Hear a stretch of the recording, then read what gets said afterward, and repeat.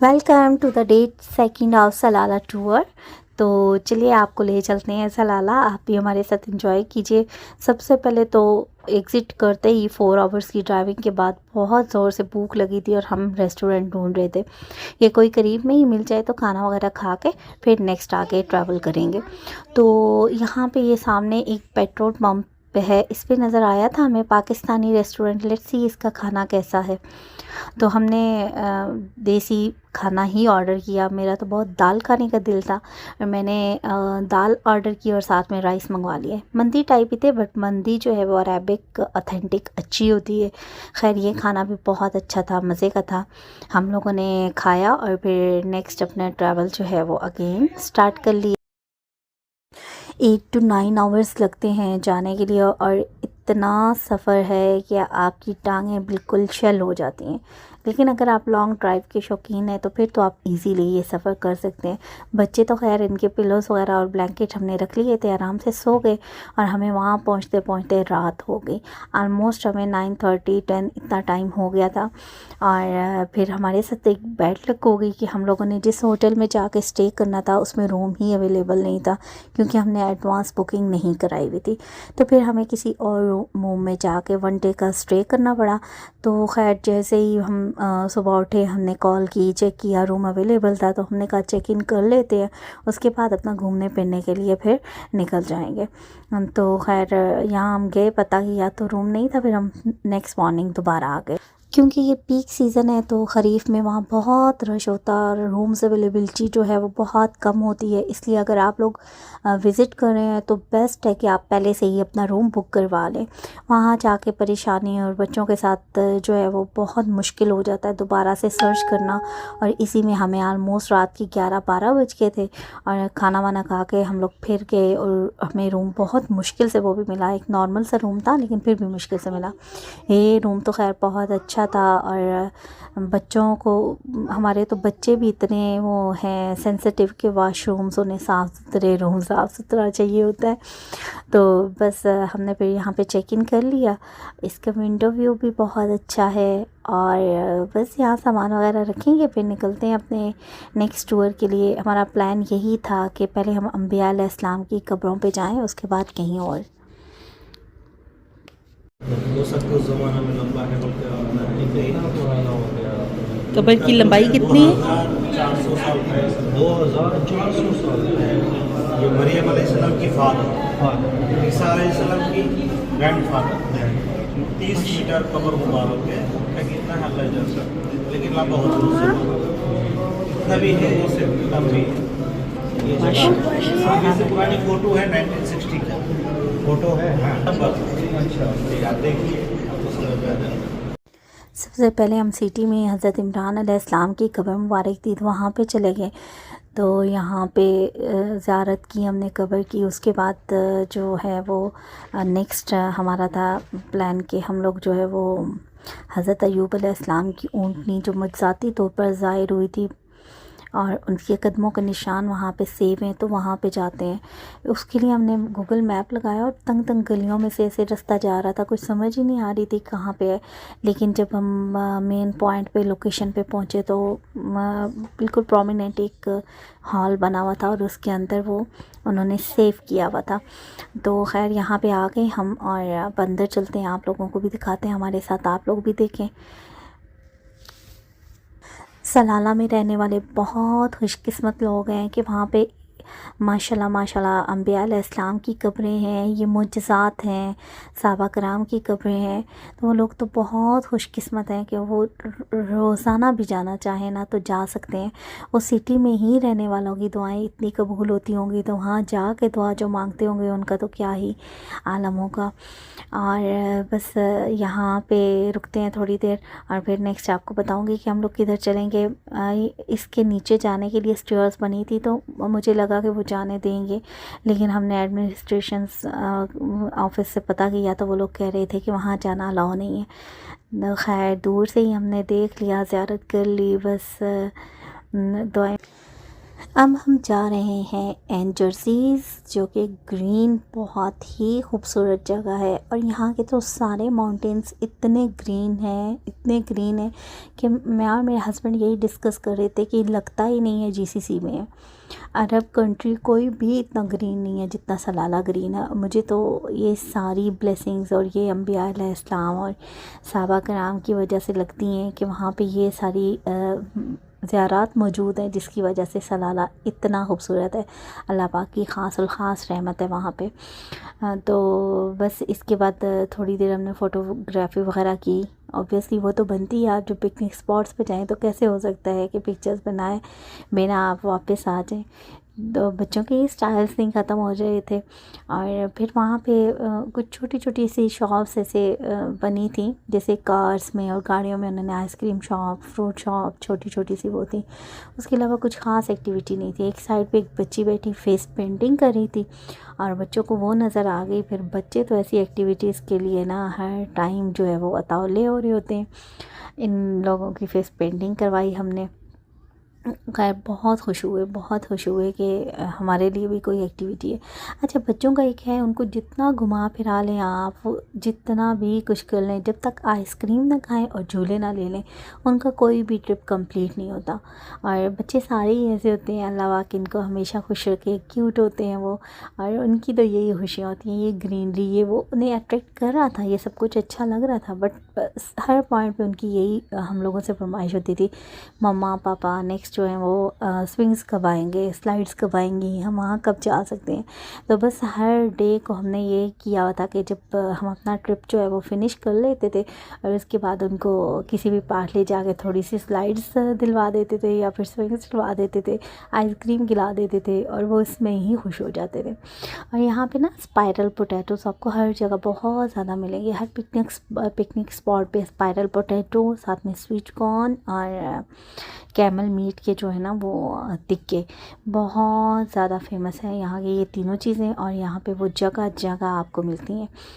तो क्या था कि बच्चों को बस वो साथ साथ जो इनका खाने का दिल होता था वो ले देते थे, तो ये हैप्पीली फिर हमारे साथ जो है वो चलते रहे, इन्होंने एंजॉय किया। अच्छा, नेक्स्ट हमने लोकेशन लगाई तो उसमें था कि करीब तरीन जो पॉइंट है वो हज़रत अय्यूब अलैहिस्सलाम की कब्र मुबारक है, तो वहाँ की ज़ियारत के लिए जाएं।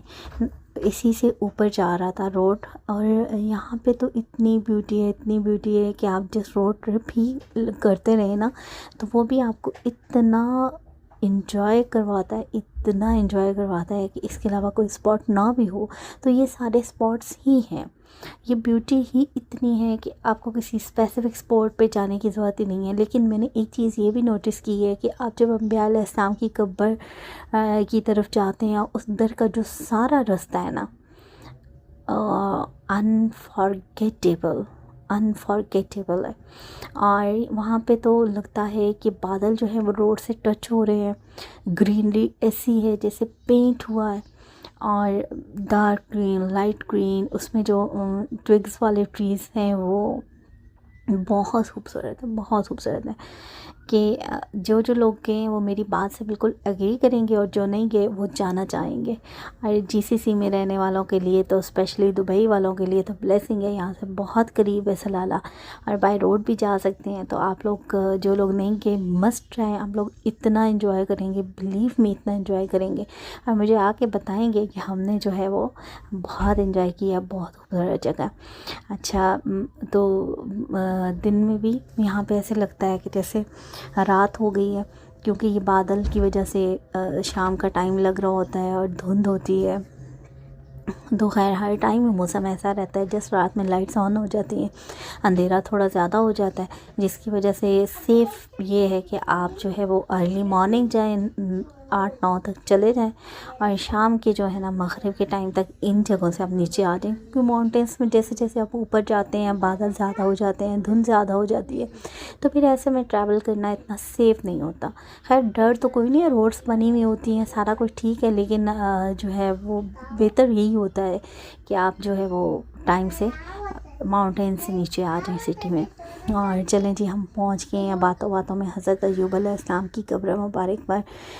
यहाँ ये उनका थोड़ी सी डिटेल्स उन्होंने दी हुई थी, लिखा हुआ था। उसके बाद जो है वो यहाँ पे अंदर जाने के लिए बना हुआ था, फुटपाथ बना था। और मैंने इधर आके ये देखा है कि यहाँ पे कोई मज़ार नहीं है, कोई चादरें नहीं चढ़ाते, कुछ भी नहीं है। सिर्फ जो जहाँ पे कब्र है वहाँ पे ऊपर इन्होंने एक रूम बनाया हुआ है, उसको उसके अंदर वो कब्र है वो ढकी हुई है। उसके अलावा बाकी यहाँ पे कोई कुछ भी नहीं है। लोग काफ़ी तादाद में थे यहाँ और आ जा रहे थे। इधर भी इतनी ग्रीनरी है। बाकी ये था कि इसका एरिया काफ़ी बड़ा है। जैसे अंदर ये रूम और उसके बाहर जो चारदीवारी भी हुई है उसके अंदर भी काफ़ी एरिया है। सबसे पहले यहाँ पे उनके कदमों के निशानात हैं। तो ये मैंने बाहर से इसकी वीडियो बनाई। सबसे पहले मैं आपको ज़ूम करके दिखाती हूँ, आप लोग भी देखेंगे तो बहुत खुश होंगे। और ये सामने जो है अंगूठे के निशानात और पीछे एड़ी है। इसके बाद हम लोग अंदर आ गए कब्र पे। यहाँ पे हज़रत अय्यूब अलैहिस्सलाम की जो दुआ थी, जो उन्होंने तकलीफ़, परेशानी और मुसीबत में मांगी थी, तो वो भी लिखी हुई है और कुरान पाक में भी ये मौजूद है। हम लोग जब उसको पढ़ते हैं तो अल्लाह की तरफ से हमारी जो परेशानियाँ हैं, मुश्किलें हैं, वो आसानियों में तब्दील हो जाती हैं। इसके बाद ये इनका शजराए नस्ब जो है फैमिली ट्री पूरा बना हुआ है, वहाँ पे ये भी लिखा हुआ था। और यहाँ से होने के बाद नेक्स्ट जो हम बाहर निकले तो वहाँ पे जो वर्कर्स वगैरह थे उन्होंने बताया कि वो जो शिफा वेल है शिफा के लिए, वो भी यहीं पे है। तो हमने सोचा जब यहाँ पे आए हैं तो वहाँ भी हमें मस्ट जाना चाहिए। अच्छा, उसके जाने का रास्ता आसान है, सीढ़ियाँ बहुत ज़्यादा हैं, लेकिन नीचे आपने जाना होता है तो इतना मुश्किल नहीं है। वापसी पे तो हालत टाइट हो जाती है। ये बहुत मुश्किल है वापस चल के आना ना, सीढ़ियाँ चढ़ना। तो रास्ते में हमें 1-2 जगह पे स्टे करके फिर ऊपर आए थे। तो और बस फिर हम नीचे चले गए और ये है वो गली जहाँ से हज़रत अय्यूब अलैहिस्सलाम को शिफा मिली थी और वो अल्लाह ताला के हुक्म से ये पानी इस्तेमाल किया उन्होंने और सेहतयाब हो गए थे। और बस इसके बाद हम लोग नेक्स्ट जा रहे थे, ऊपर आ गए। और काफ़ी आज तो इतनी ज़्यादा हमने जगह डिस्कवर कर ली थी, बहुत सारी जगहों पे चले गए थे कि बस अब मगरिब भी होने वाली थी ऑलमोस्ट। तो मैंने सोचा कि नीचे ही जाते हैं माउंटेन से सिटी में और बच्चों को स्विंग्स वगैरह दिलवा के और इनको एंजॉय करवाते हैं थोड़ा सा, फिर चले जाते हैं। अच्छा, ये पीक सीज़न है तो आप देख सकते हैं ट्रैफिक लास्ट तक जैम है। यहाँ पे हमें ऑलमोस्ट हाफ आवर से ज़्यादा टाइम मतलब बिल्कुल रुके हुए लग गया था और उसके बाद स्लो जा रहे थे। लेकिन अल्हम्दुलिल्लाह कुछ टाइम के बाद जो है ना वो ट्रैफिक थोड़ी ठीक हो गई थी और हम लोग एक करीब में ही बच्चों के लिए प्ले एरिया बना था, वहाँ आ गए और इन लोगों ने काफ़ी इंजॉय किया। वहाँ पे काफ़ी इंजॉय किया, ऑलमोस्ट 20 to 30 मिनट्स वहाँ हमने स्पेंड किए। और फिर हम जो है ना उसके बाद इधर चले गए। अच्छा, यहाँ पे कड़क चाय बहुत मुश्किल से मिलती है। पाकिस्तानी रेस्टोरेंट्स में फ़्रेश मिल्क की जो वो चाय होती है, कड़क तो खैर हर जगह से मिलती है लेकिन वो बिल्कुल भी अच्छी नहीं होती। जो फ्रेश मिल्क चाय है वो बहुत मुश्किल से मिलती है। तो आप लोग अगर अपनी गाड़ी पे जा रहे हैं तो बेस्ट एडवाइस है कि आप अपना सिलेंडर और चाय का सामान लेके जाएं। जहाँ भी आप जाएंगे, इतना ठंडा मौसम है, इतना अच्छा है तो चाय पीने का तो दिल करता ही करता है और चाय अच्छी भी लगती है। हम लोग जहाँ भी गए ना तो लोग वहाँ पे टाइम ऐसे स्पेंड कर रहे थे कि उन्होंने चटाइयाँ लगाई हुई थी और आराम से बैठे हुए थे, खाना वाना बना रहे थे और साथ में वहाँ पे टाइम स्पेंड कर लेते। क्योंकि हम लोग एक तो हमारे पास डेज़ भी बहुत कम थे और इस तरह का कोई हमारा प्लान भी नहीं था, तो बस हमने खाना बाहर से खाया। होटल्स का में वहाँ खाना बहुत अच्छा मिलता है। ये टर्किश होटल है और इसका खाना इतना यम्मी था, इतना यम्मी था कि बिलीव मी वर्थ इट। और इतना सस्ता खाना है वहाँ पे। ओमान बिल्कुल भी महंगा नहीं है, दुबई से तो बहुत सस्ता है। और फिर उसके बाद खाना खाने के बाद हम लोग बीच चले गए। कुछ प्लान नहीं था हमारा बीच जाने का, बट हम लोग चले गए कि चलें एंजॉय कर लेंगे, क्योंकि हमें बहुत सारी जगह डिस्कवर करनी थी। तो बीच हम लोग मोस्टली रात में ही जा रहे थे, बस एंजॉय ही करना था और वो हम लोग कर पा रहे थे। अच्छा, ओमानी बहुत मेहमान नवाज है। वहाँ एक फैमिली थी, उन्होंने हमें चाय भी सर्व की और बहुत अच्छा आज का दिन था। आज का दिन बहुत अच्छा गुजरा। यहाँ पे इसका एंड होता है। तो इंशाल्लाह मिलेंगे नेक्स्ट व्लॉग में और सारे जो 4 डेज़ का टूर है मैं आप लोगों के साथ शेयर करूँगी। बट उसके लिए आपको मेरे चैनल को सब्सक्राइब करना है, बेल आइकन को प्रेस करना है ताकि मेरी आने वाली हर न्यू वीडियो आप तक मस्ट पहुँच जाए। मिलते हैं नेक्स्ट व्लॉग में। अल्लाह हाफिज़।